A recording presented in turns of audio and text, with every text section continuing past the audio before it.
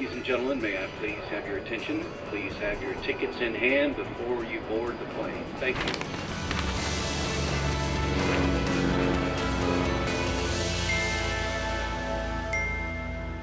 Hello and welcome. I'm Johan Castell and you're watching Wings. On the show today, we look at the Rath Yatra celebration in Odisha. We also cover the UNESCO World Heritage Committee's meeting in South Korea and cultural festivals around the world. Let's start. 3 giant wooden chariots, millions of devotees, centuries-old rituals, and one of the world's largest religious processions, the Rath Yatra.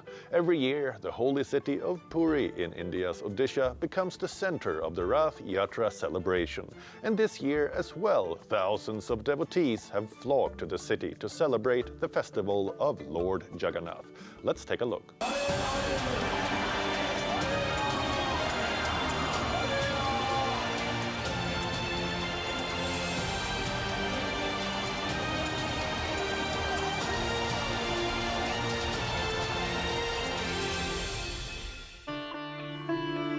Located on the shores of the Bay of Bengal, Jagannath Puri is the eastern anchor of India's sacred Char Dham pilgrimage and home to the 12th century Jagannath temple. Every year, devotees from across India and around the world travel to Puri to witness the Rath Yatra. This festival is dedicated to Lord Jagannath, who is believed to be a revered form of Lord Krishna, along with his elder brother, Lord Balabhadra, and sister goddess Subhadra. The festival is regarded as one of the largest and oldest religious processions. Millions of devotees gather in the street and participate in the sacred journey by pulling the wooden chariots through the streets of Puri. One of the most remarkable traditions of the Rath Yatra is that all 3 chariots are built entirely from scratch each year using traditional techniques passed down through centuries. The chariot of Lord Jagannath is known as Nandi Ghosh. It stands nearly 45 feet tall and is supported by 16 massive wooden wheels. His elder brother, Lord Balabhadra, rides on the 14-wheeled chariot Taladhwaj, while goddess Subhadra's 12-wheel Darpadalana, also known as Devadalana, completes the sacred procession. Before the journey begins, the deities are brought out of the temple following the Pahandi Bijay ritual, accompanied by the sound of conch shells, cymbals and devotional chants.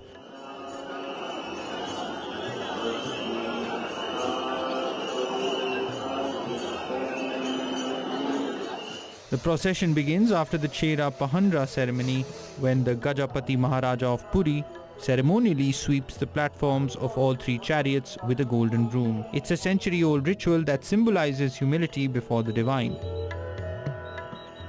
The chariots then begin their 3-kilometer journey to the Gundicha temple, where the deities remain for 7 days before returning. The celebrations extend well beyond the day of procession. The festival begins with the Deva Snan Purnima, when the deities are ceremonially bathed with 108 pots of sacred water. After this ritual, the deities are believed to rest before reappearing for the Rath Yatra. Following a week at the Gundicha temple, devotees gather for the Sandhya Darshan before witnessing the return procession known as the Bahuda Yatra. The celebrations continue with the spectacular Sunabesha, when the deities are adorned with more than 200 kilograms of gold ornaments. The next day marks Adharpana, a unique offering made to the deities before the festival concludes with the final ritual Niladri Bijay, which marks the grand homecoming of Lord Jagannath and his siblings to the Puri temple. The Rath Yatra is celebrated across several parts of India with equal devotion and grandeur. Grand processions are organized in several regions including West Bengal, Assam, Gujarat and Punjab, where thousands of devotees gather to pull beautifully decorated chariots through the streets. It's very ecstatic. It's also very wild. I come from England originally and you never see anything like this in England. It's another world. It's just incredible. People have so much faith, so much nishtha for Jagannath. It's amazing to see. As the towering chariots roll through the streets and countless hands pull them forward, the Rath Yatra continues to preserve a centuries-old legacy, bringing millions together in a celebration of devotion and cultural heritage.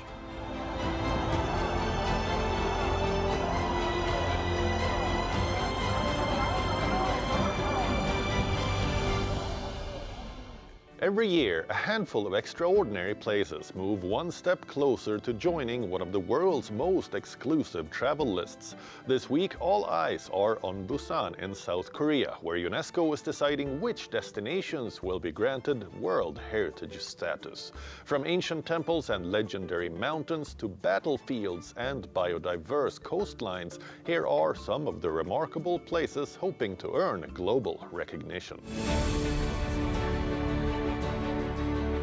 The 48th session of the committee runs from July 19 to 29, bringing together representatives from 21 countries elected under the World Heritage Convention. Their role is to evaluate new nominations for the World Heritage List, while also reviewing the conservation of sites already recognized for their outstanding universal value. New inscriptions are expected to be announced between July 24th and 27. South Korea is hoping its spectacular Garorim Bay will become the country's next UNESCO World Heritage Site. Located along the country's west coast, the bay is home to one of Korea's largest tidal flats, supporting remarkable biodiversity, including migratory birds, marine life, and extensive mudflat ecosystems. This is South Korea's first national marine ecological park. In 2016, it was designated as the nation's first marine protected area, and it is regarded as an area of exceptional conservation value. The Garorim Bay tidal flat in particular hosts over 800 species of marine life, including endangered species, making it a site of outstanding biodiversity. Conservationists say the nomination highlights the growing recognition of coastal wetlands as destinations where sustainable tourism and nature protection can go hand in hand. Here, low-tide mudwalking is popular with tourists who walk out onto the exposed tidal flats to dig for clams. If Garorim Bay is listed in the World Heritage Site by UNESCO, I expect it to be preserved so we can pass it down to future generations as something to be proud of. After a day of mud walking, I think it is a unique experience. I can catch clams and crabs.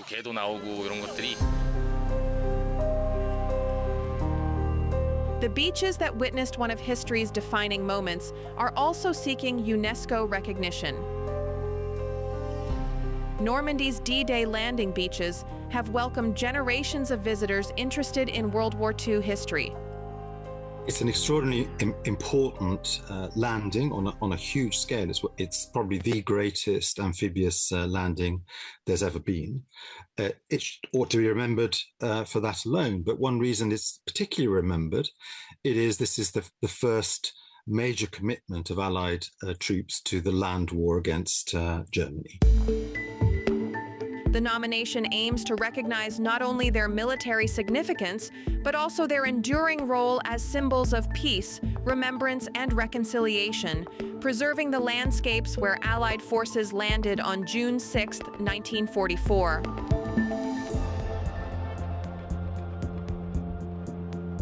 Japan is looking to add another chapter to its remarkable cultural heritage. The ancient capitals of Asuka and Fujiwara represent the birthplace of the Japanese state, where early political institutions, Buddhist culture, and urban planning first took shape more than 1,300 years ago. The sites submitted to UNESCO as World Heritage Sites are buried cultural properties, in other words, ruins. According to the research, if you dig under the rice fields for approximately a meter, there is an archaeological site. That is, however, not easy for visitors to understand. Tumulus are easy because they look like a hill or one can see a stone chamber, but temples and palaces are buried underground. In recent days, part of the sites have been restored, and technologies such as augmented reality or virtual reality have been introduced to visually experience what it was like back then. archaeological remains, ancient temples, and royal tombs continue to offer visitors a glimpse into one of Japan's most formative periods. In Greece, one mountain stands above all others, both literally and in mythology. Mount Olympus, the legendary home of the ancient Greek gods, is now seeking UNESCO World Heritage status. Olympus is our life. It is the place where we grew up. It is the place we see every single day. Every year, people from all over the world come here to see it, experience it. We want to protect it. We want to make it continually more accessible. Rising to nearly 3,000 meters, the mountain combines dramatic alpine landscapes with exceptional biodiversity and centuries of cultural significance. Today, it's one of Greece's most popular destinations for hikers and nature lovers.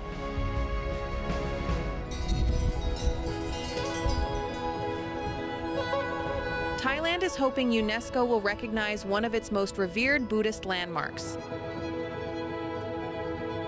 Wat Phra Mahathat Waramahawihan, a magnificent 13th century temple in Nakhon Si Thammarat, has long been regarded as one of southern Thailand's spiritual treasures. As a local of Nakhon Si Thammarat and a monk who's stationed at this temple, I welcome the efforts of the province, of the committee, to make Phra Boromathat Chedi of Nakhon Si Thammarat a World Heritage Site. However, I think that if the temple actually becomes a World Heritage Site, that will be just the beginning of the conservation to develop this ancient site to serve as the spiritual center for the people. Dominated by its soaring white stupa, the temple continues to attract pilgrims and visitors alike, while showcasing centuries of Buddhist architecture and religious tradition. With decisions expected over the coming days, several of these remarkable destinations could soon join one of the world's most exclusive travel lists, inspiring even more travelers to discover the stories, cultures, and landscapes that have shaped our shared human heritage.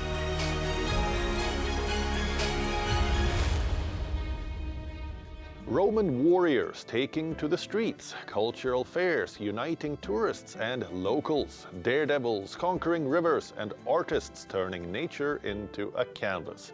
People across the world celebrate ancient cultural festivals in unique ways. Let's take a look.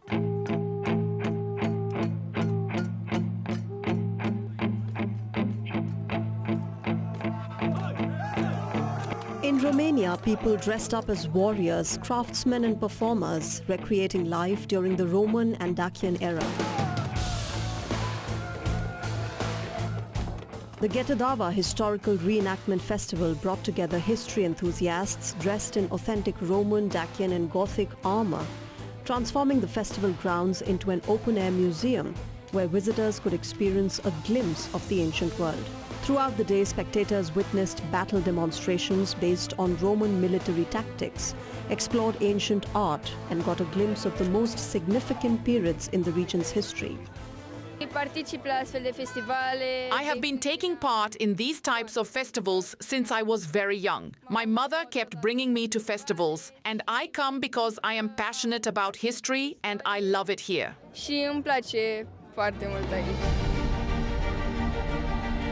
The festival attracted several participants who have spent decades taking part in historical reenactments across the world. It's the fifth or sixth event that I am taking part in, but we have about 15 events a year. And in 20 years, I took part in a few hundred such events. I even organized some. I also took part as a guest, both in Romania and abroad.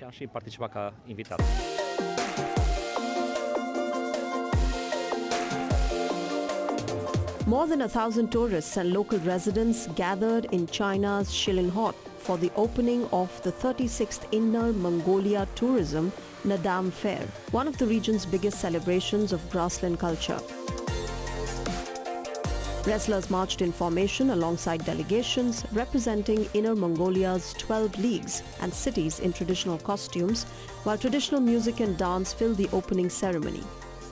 Alongside the famous 3 games of men wrestling, horse racing and archery, the festival also features several activities like cultural performances and evening bonfire celebrations, offering visitors an immersive experience of the region's nomadic heritage.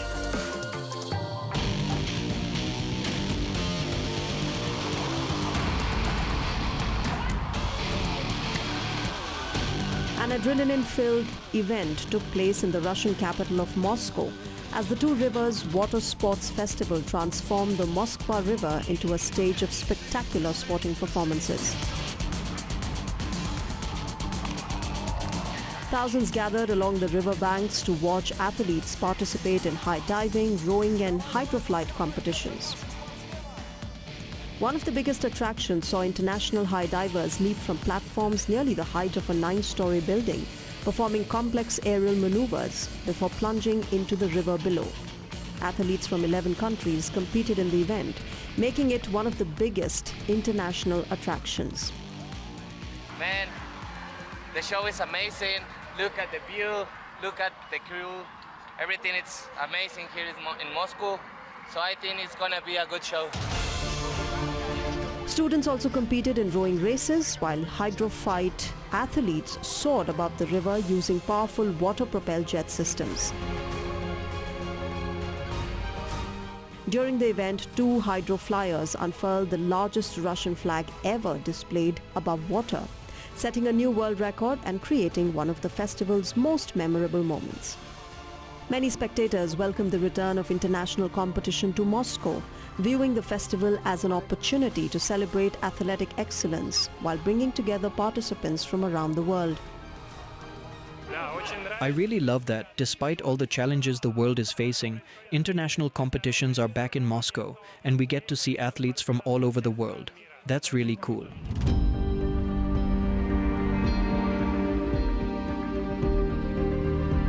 In the heart of Montenegro's Durmitor National Park, artists from Montenegro and the neighboring Serbia have built enormous grass pictograms stretching up to 140 meters as part of the Wild Beauty Art Festival.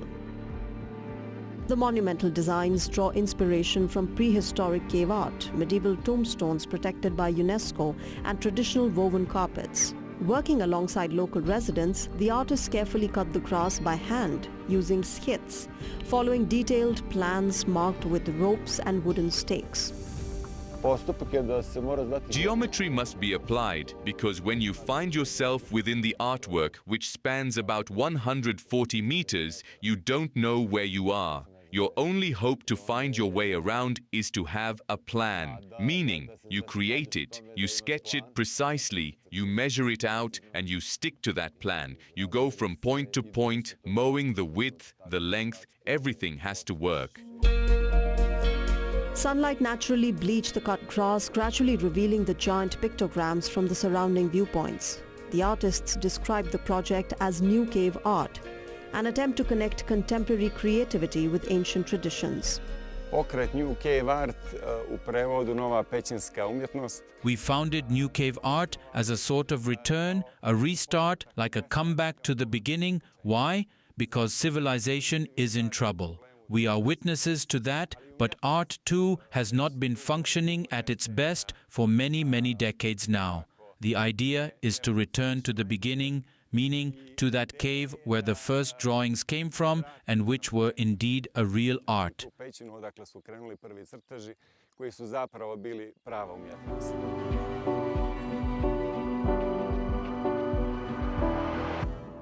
Tourism can be remarkably resilient, but it is also one of the first industries to feel the impact of conflict. Once a leading destination for pilgrims and international travelers, Israel is now facing the sharpest decline in global tourism. New figures reveal just how dramatically visitor numbers have fallen and why rebuilding confidence may prove to be the industry's greatest challenge. For decades, Israel has been one of the West Asia's most visited destinations. Home to Jerusalem, the Dead Sea, and the Sea of Galilee, it attracts millions of pilgrims and tourists every year. But today, the country's tourism industry is facing its biggest challenge in decades. According to the OECD Tourism Trends and Policies 2026 report, Israel recorded the world's steepest decline in international tourist arrivals between 2019 and 2025, down 71%. The collapse follows years of regional instability, culminating in the latest conflict that has severely disrupted travel across the region. The impact on travel has been global, even though it's been a regional conflict, primarily because of the fact that that Middle Eastern location of the conflict is a significant air corridor for aircraft flying across the world, whether it's for passengers or for trade. About 30 to 40% of global air traffic goes through that corridor. The impact stretches well beyond Israel. Conflict has repeatedly disrupted one of the world's busiest aviation corridors. Airlines have cancelled flights, aircraft have been rerouted, and travelers have become increasingly cautious about booking holidays across parts of West Asia. For Israel, that has translated into fewer visitors, lower hotel occupancy, and reduced tourism spending. What we are seeing is that even if the military conflict ends and all is peaceful, the collateral damage is going to take us into the end of the year, because we know we have severe issues around jet fuel supply, we have pricing issues, we have confidence issues. So that's going to take us very much into the end of the year without question, if not into the next year. Higher fuel prices have added another obstacle. As oil prices climbed during the conflict, airlines faced rising jet fuel costs, increasing pressure on ticket prices, particularly on long-haul routes. Even when hostilities ease, rebuilding traveler confidence may take considerably longer. Tourism experts believe recovery will depend not only on peace, but also on restoring flight connectivity and convincing international visitors that the destination is once again safe to visit. Israel remains home to some of the world's most significant cultural and religious landmarks. But until confidence returns, the country's tourism industry is likely to remain one of the conflict's biggest economic casualties. The landscape of global travel is undergoing a realignment. Traditional hotspots have seen a staggering decline. Conversely, travelers are shifting their gaze to West Asia and North Africa, sparking an unprecedented travel boom in Saudi Arabia and Morocco. Saudi Arabia draws millions with its massive cultural transformations. According to OECD's Tourism Trends and Policies 2026, tourism to Saudi Arabia is up by 67% from 2019 to 2025. For Morocco, that figure stands at 53% for the same period, and now in 2026, the country experiences a particularly cinematic surge in popularity.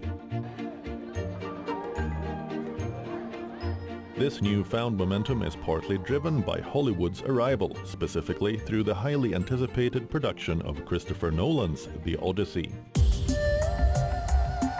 Filmed partly in the breathtaking, sweeping landscapes of Dakhla, the production has thrown a massive international spotlight on the region. The film's expansive sets and high-profile shoots have effectively turned the area into a must-visit destination for cinephiles, eco-tourists and thrill-seekers alike. This cinematic exposure is creating a powerful economic multiplier, widely dubbed the Odyssey effect. Backed by strategic local initiatives, the buzz generated by the film has rapidly accelerated Morocco's tourism goals. Travelers are no longer just flocking to the historic spice-laden medinas of Marrakesh. Instead, they are charting new paths to the coastal winds of the Atlantic and the dramatic desert expanses featured on the silver screen. By successfully converting Hollywood prestige into long-term foot traffic, Morocco is solidifying its status as the premier breakout destination of the year. The Odyssey has earned $264.1 million in its global debut. The movie has also become Nolan's third largest opening ever, made on a budget of $250 million. The movie has recovered its cost in its opening debut. The location itself is seeing a tourism revival at an unprecedented scale. That's all we have for you on the show this week, but we return next week with more. Until then, it's me, Johan Castell, signing off. Goodbye.